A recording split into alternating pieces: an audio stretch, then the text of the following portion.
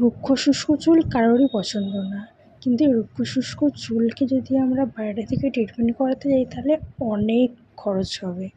তো খরচটাকে বাঁচাতে এবং রুক্ষ শুষ্ক চুলকে ঘরোয়া পদ্ধতিতে কীভাবে ঠিক করবেন, তা আবার মাত্র 2খানা ইনগ্রিডিয়েন্টস দিয়ে, তার সাথে বাড়তি পাওনা তো আছেই বর্ষাকালে হেয়ার ফল, সেটাকেও কী করে ঠিক করবেন সেই সমস্ত জিনিস করে ভালো করে বাড়িতে বসে বা ঠিক করা যাবে সেরকমই একটা হোম রেমেডি আজকে আমি আপনাদের সঙ্গে শেয়ার করছি। চলুন বেশি কথা না বলে শুরু করি।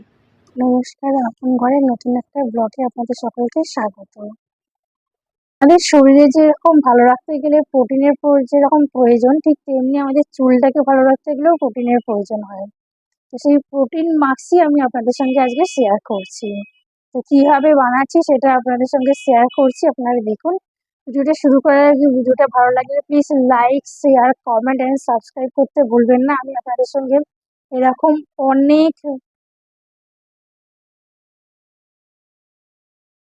অনেক হেল্পফুল ভিডিও আপনাদের সঙ্গে শেয়ার করবো। অ্যান্ড প্লিজ, আমার বাড়ি যেহেতু রোডের ওপরে, তো এরকম নয়েজের কারণে আমি ভেরি সরি। তো এরকম ভিডিও আপনারা দেখতে পাবেন, তার জন্য ভিডিওটাকে প্লিজ লাইক, আমার চ্যানেলটাকে প্লিজ সাবস্ক্রাইব করে রাখবেন। তো চলুন আপনার ভিডিওটা শুরু করি। তো আজকে আমি আপনাদের সঙ্গে এমন একটা প্রোটিন মাস্ক শেয়ার করব যেটা আপনাদের ড্রাই, রাফ, ফ্রিজি, আবার অনেকের আছে 12 মাসই ড্যান্ড্রফ থাকে, সেই ড্যান্ড্রফের সমস্যা আর অবশ্যই সাথে হেয়ার ফলের সমস্যা আপনাদের ঠিক করে দেবে। তার মধ্যে ঠিক করে দেবে এই হেয়ার মাস্কটাতে 2খানা ইনগ্রিডিয়েন্টস আছে মাত্র, যে তার মধ্যে একটা তো আপনারা বাড়িতেই আপনাদের রান্নাঘরেই পেয়ে যাবেন, সমস্ত ভারতীয় রান্নাঘরেই আপনাদের ওটা অ্যাভেলেবেল থাকে। আর একটা জিনিস যেটা আপনাদের বাজার থেকে কিনে আনতে হবে। ফার্স্টে বলে দিই কি সেই জিনিসটা যেটা আপনারা বাড়িতে পেয়ে যাবেন। সেটা আর কিছু না, সেটা হচ্ছে মেথি দানা, ফেনিগ্রিক সিডস, এবং তার সাথে আমরা ব্যবহার করব ফ্ল্যাক্স সিডস, যেটাকে বলে তিসি বীজ, বাংলায় তিসি বীজ বলে যেটাকে। আমি এখানে দেখিয়ে দিচ্ছি এটাকে। তো এই 2খানা জিনিসকে আমরা ইউজ করব।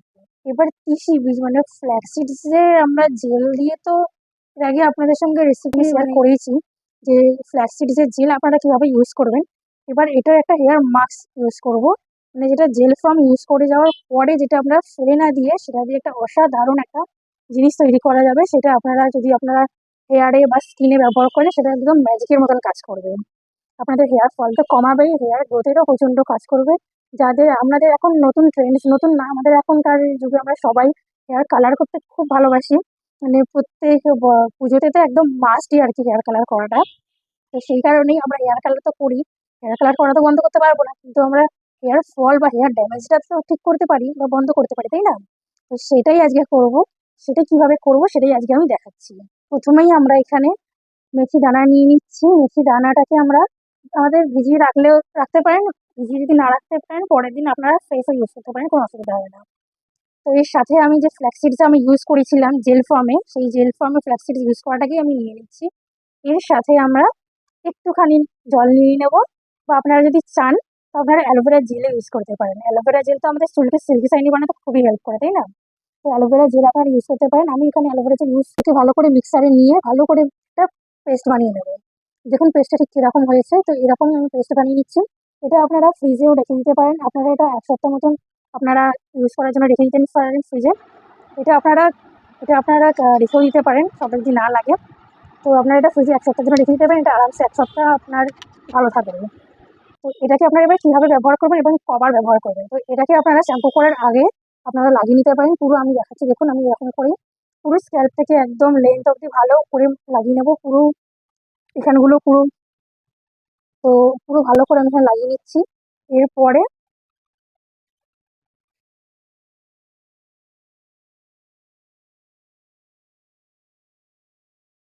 ঘন্টা বা 1.5 ঘন্টা আমি রেখে দেবো। 1 ঘন্টা রাখলেই এনাফ। 1 ঘন্টা রেখে এটাকে আমি ওয়াশ করে নেব। তবে হ্যাঁ, একটা কথা, এতে যেহেতু আমরা এটাকে একদম পেস্টটা যেহেতু একটু দানা দানা মতন থাকবে, তো ভয়ের কোনো কারণ নেই, এটা একটু থাকবে চুলে শ্যাম্পু করে যাওয়ার পরেও।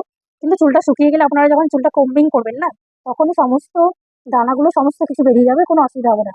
তবে এটা আপনারা যদি ইউজ করেন, আপনাদের যাদের চুল ড্রাই, ফ্রিজ, একদম ড্যামেজ হেয়ার, রাফ হেয়ার, তারা আপনারা ইউজ করে দেখুন, প্রচণ্ড ভালো কাজ করবে। কেননা আমার নিজের যেহেতু কালার হেয়ার, তো আমার চুলটা ড্যামেজ হয়ে গেছিলো, তো সেইগুলো আমি একদম ঘরোয়া পদ্ধতিতে আমি পুরো রিকভারি করেছি। আপনারা দেখেইছেন আমার আগের ভিডিওতে, আমি এখনো দেখিয়ে দিচ্ছি। দেখুন আমার চুলটা ঠিক কিরকম হয়ে গেছে।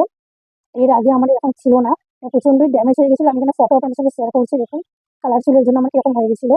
সেখান থেকে এত দূর আমি এত সুন্দর করতে পেরেছি, তাহলে বুঝতেই পারছি নিশ্চয়ই কোনো না কোনো কাজ দিয়েছে। সেই জন্যই আমি এত সুন্দরটা করতে পেরেছি। চুলটা লাগাবো শুধুমাত্র ঘরোয়া পদ্ধতিতে, কোনো রকম পার্লার ট্রিটমেন্ট ছাড়াই। তো এরকম ভাবে যদি আপনারা এটাকে আপনারা সপ্তাহে ২ বার যদি ইউজ করেন, তো আপনারা ভালো ফল পাবেন। আপনারা এটাকে সপ্তাহে ২ বার ইউজ করতে পারেন, শ্যাম্পু করার আগে অবশ্যই। তবে হ্যাঁ, একটা কথা বলে রাখি, এটা যখন আপনারা ইউজ করবেন তখন শ্যাম্পু করার আগে অবশ্যই ইউজ করবেন। কিন্তু শ্যাম্পু করার আগে আমরা অনেকেই তেল ব্যবহার করি। এই মাস্কটা যদি আপনারা ব্যবহার করেন না, এটা আপনারা তেল ইউজ করবেন না, নরমাল এমনি করবেন। মানে চুলে কোনো তেল আগে থেকে লাগিয়ে রাখবেন না, এমনি ড্রাই হেয়ারে আপনারা করবেন। তার সঙ্গে তো এটাতে আমি একটু ক্যাস্টর অয়েল ইউজ করেছি, যেহেতু ক্যাস্টর অয়েল আমাদের ড্যামেজ হেয়ারকে, রাফ হেয়ারকে প্রচণ্ডভাবে কাজ করে। সেই কারণে আমি এখানে ক্যাস্টর অয়েল ইউজ করেছি। আমাদের যদি ক্যাস্টর অয়েল অ্যাভেলেবেল না থাকে, তাহলে আপনারা স্কিপ করতে পারেন। কিন্তু এরপর যদি আপনাদের কাছে ক্যাস্টর অয়েল না থাকে, তাহলে আপনারা অ্যালোভেরা জেল ইউজ করে নিতে পারেন। অ্যালোভেরা জেল আমাদের চুলকে সিল্কি শাইনি বানাতে হেল্প করে। তো আপনারা দেখতেই পাচ্ছেন আমার আমার কিছু হরমোনাল চেঞ্জেস এর জন্য কিছুদিন ধরে আমার একটু হেয়ার ফলটা হচ্ছিল।